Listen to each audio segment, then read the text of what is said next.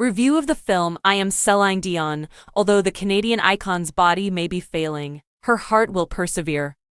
A deeply uncomfortable film that is unafraid to address themes of grief and regret, perhaps the two most potent emotions that can infiltrate the mind of a human being. Director Irene Taylor's I Am Celine Dion isn't so much a celebration of her numerous accomplishments in the music industry as it is of her soul.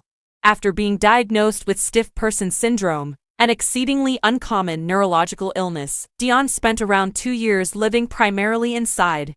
The video documents this time, providing an intimate and sometimes uncompromising look at Dion's fortitude, but more significantly, her anguish. Her suffering is multifaceted.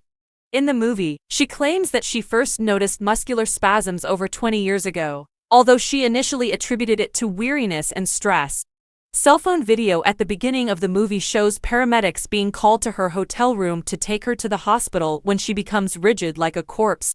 Although there's a case to be made for keeping certain things private, Taylor and Dion decide to dedicate a sizable portion of the third act of the movie to a lengthy episode of stiffening that is almost difficult to see, even though it seems like this happens to her regularly.